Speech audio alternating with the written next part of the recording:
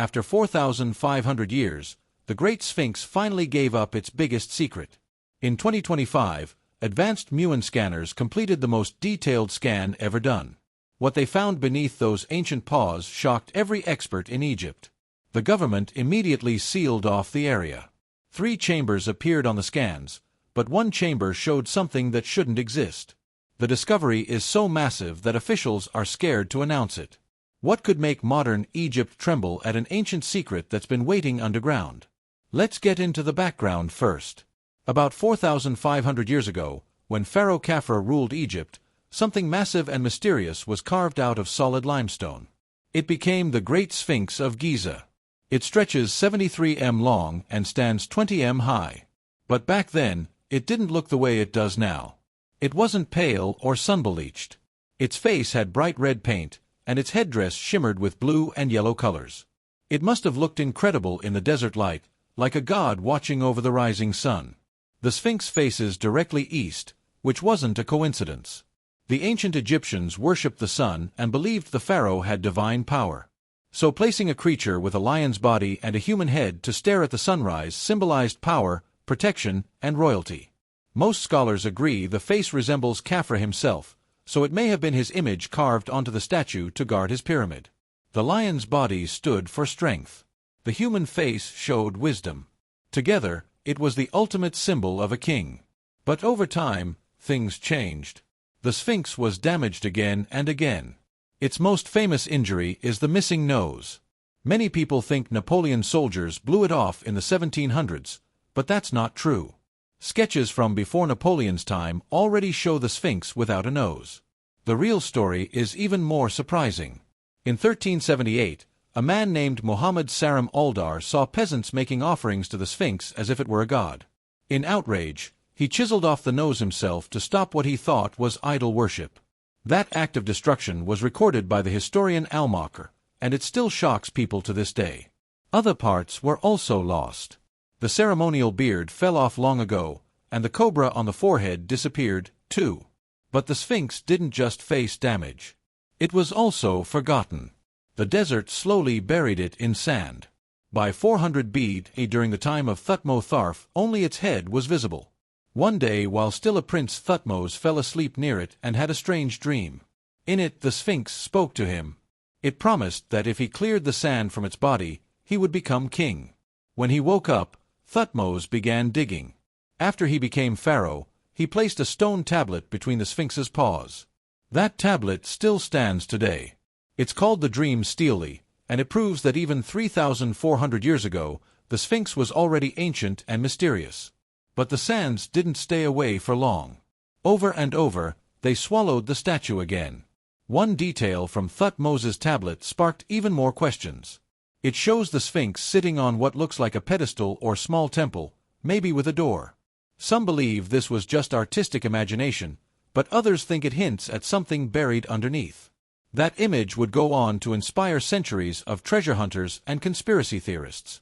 One of the strangest things about the Sphinx is its shape. Its head looks too small for its giant body. Some people like John Anthony West and Robert Schull believe this means the Sphinx was even older than Khafre's time. They think it once had a lion's head and was later reshaped into a pharaoh's face. Others, like Egyptologist Mark Leonard, say the body was simply extended to cover a flaw in the stone. Still, the odd proportions continue to puzzle experts. It's one of the reasons why some people think the Sphinx was built thousands of years before the pyramids by a lost civilization. We no longer know. In 1817, a man named Giovanni Battista Caviglia led the first modern excavation of the Sphinx. With the help of 160 workers, he began digging out the statue from the sand. Until then, only the head and a bit of the neck were showing. Over time, he revealed the chest and front paws. That's when he made an amazing discovery. Between the paws he found a small altar and the Dream Stele of Thutmose IV. There were also 2 granite tablets from the reign of Ramesses II. One of them now sits in the Laura Museum. Even stranger was a horned altar that had black scorch marks on it like something had been burned there.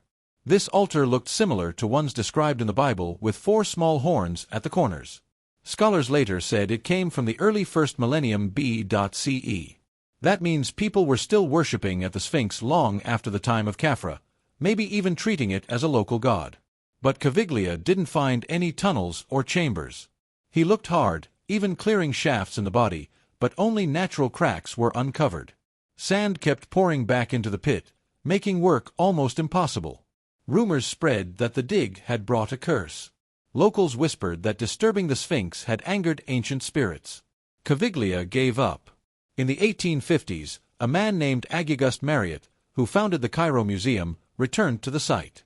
He cleared more sand and found an old Roman staircase leading down to the Sphinx. It had been built in the 1st century AD and was completely buried. Beneath it, he discovered the ruins of a temple from the Old Kingdom. This temple was believed to be part of Khafra's complex.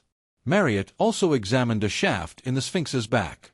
It was just a crack, but inside it he found burned wood that smelled of resin. Some thought it was from a coffin.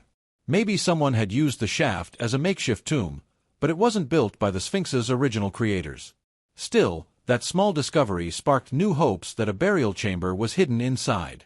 In 1887, Gaston Maspero, a French engineer, fully exposed the Sphinx's base for the first time in nearly 2,000 years. Its full body was finally free, but no doors or tunnels were found, just cracks and a hole on the top of the head, which was likely used to attach a crown. Then came Émile Barrès in 1925.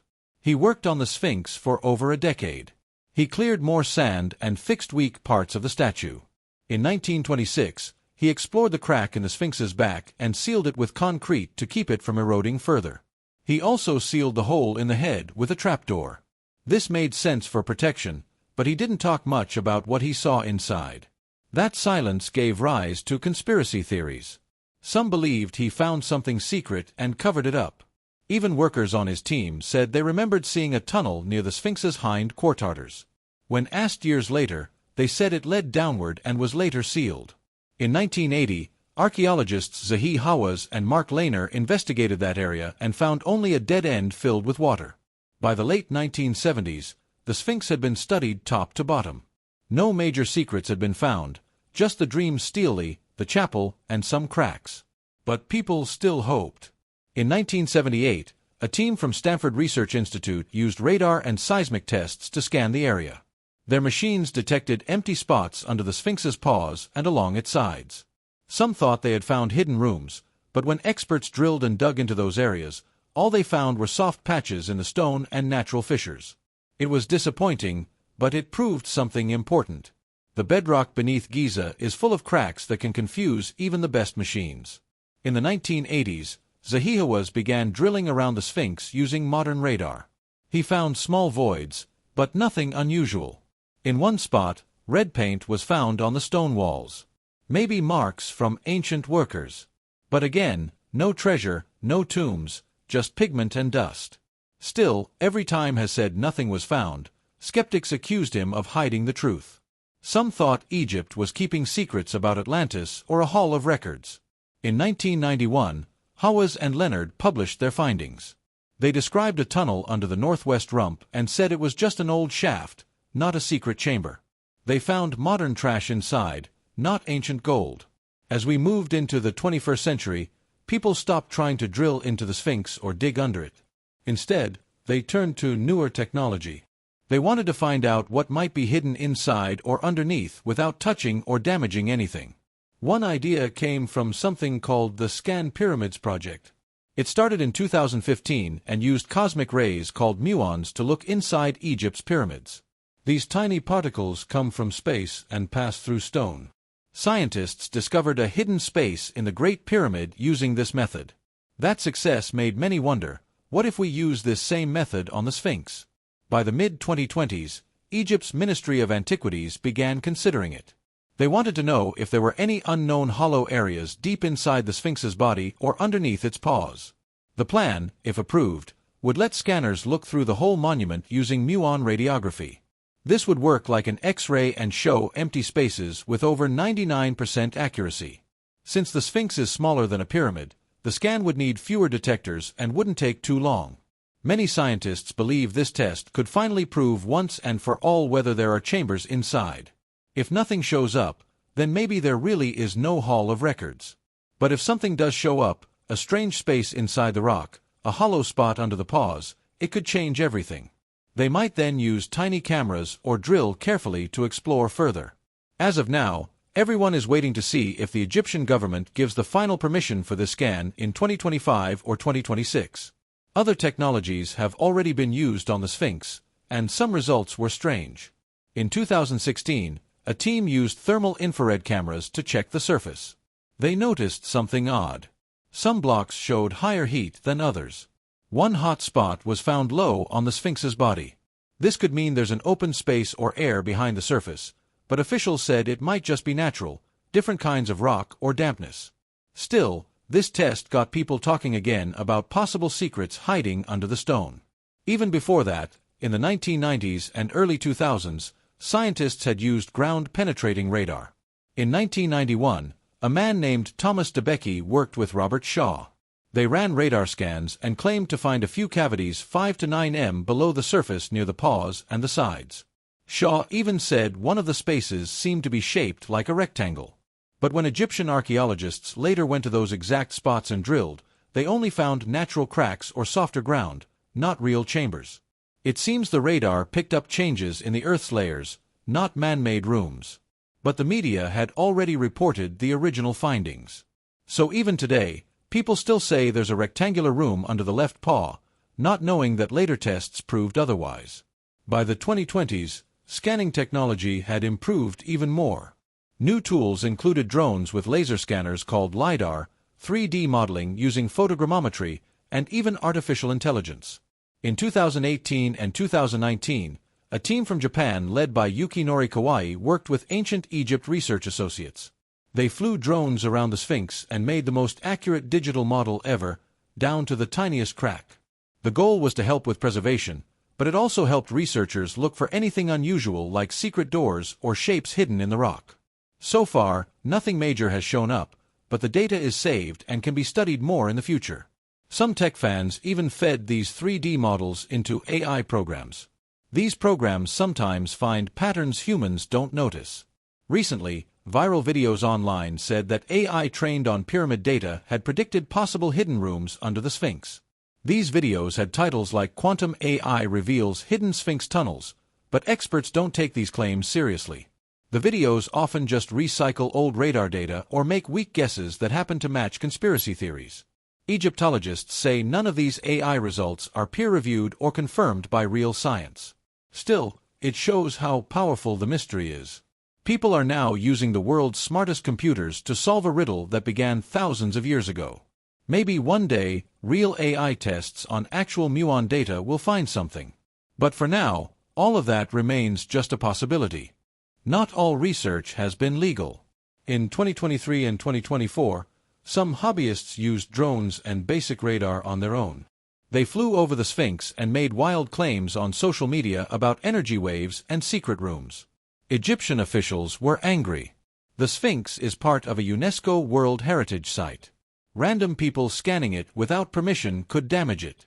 There's fear that someone obsessed with treasure might harm the stone. So now, even though technology is getting better and easier to use, there's a need to control who uses it. All serious research now has to be done carefully and with approval. The Sphinx has already been damaged in the past by people trying to help. Some drilled too much, others used the wrong materials to repair cracks, which made the stone weaker. Today's experts try to avoid touching anything. They want to keep the Sphinx safe for the future. If hidden spaces are ever found, they must be explored in a way that doesn't break even a single stone. But while people are trying to uncover secrets, nature is quietly creating a different kind of danger. One problem that began getting worse in the last 20 years is rising groundwater. As Cairo grew bigger, its plumbing and farming changed how water flows. By 2008, that water started seeping into the Sphinx's lower stones. Groundwater carries salt. When the salty water rises and then dries on the surface, the salt becomes crystals. These crystals break the rock apart. Slowly, the Sphinx could begin to crumble. In 2009, Dr. Zahi Hawass oversaw emergency drilling. The team found that the water level was only 15 feet or about 4.5 m below the Sphinx. That was dangerously close. So, they installed pumps and redirected a nearby canal. This helped for a while. But there's another problem. If there are any natural hollows under the Sphinx, cracks, or caves, they could collect water. Some of the secret chambers that people talk about might actually be pools of rainwater or groundwater. In 2025, after a heavy rain, a known natural cave under the Sphinx's back filled with water. It wasn't a huge flood, but it proved how fragile everything is. The real threat to the Sphinx might not be some hidden trapdoor or ancient curse. It could be water slowly eating away at the base. Conservation experts are now working faster than ever to protect the monument. They're building better drainage, watching the water table, and doing everything they can to stop erosion. For years, one strange idea has refused to disappear. It comes from a man named Edgar Cayce, who made thousands of strange predictions in the early 1900s. He spoke of something buried beneath the Sphinx in Egypt. Something he called the Hall of Records. According to him, it wasn't just any chamber or tomb. It was a lost library from an ancient world that had been wiped away over 12,000 years ago. That world, he claimed, was Atlantis. If what he said was true, the implications would be enormous. It would mean the story of human history as we know. It is completely wrong. It would mean that a civilization more advanced than Egypt existed before the pyramids, one that understood astronomy, mathematics, engineering, and even technology far beyond what textbooks teach. Some believers imagine that under the Sphinx are scrolls or crystal tablets left behind by these forgotten people. Some go even further and say there might be crystalline devices or digital maps of lands that disappeared beneath the sea, or even the truth about where humans really came from. They say this could destroy the theory of evolution. And that's the reason why so many people even now keep watching for any radar scan or drill near the Sphinx's paw. Because if archaeologists one day find something hidden down there, it could rewrite the story of the human race overnight. But that's not where the ideas stop. Others have looked at the stars and then at the pyramids and noticed something eerie. The 3 pyramids at Giza line up almost perfectly with Orion's belt, a group of stars ancient people often linked with the gods. The Sphinx itself looks directly east if it's waiting for something. So some say maybe it's not just an ancient statue. Maybe it's a marker. Maybe it's guarding something not of this earth. In these theories, the chamber under the Sphinx doesn't just hold scrolls or gold. It might hold a machine, maybe a power source, maybe even a spacecraft, something built not by who.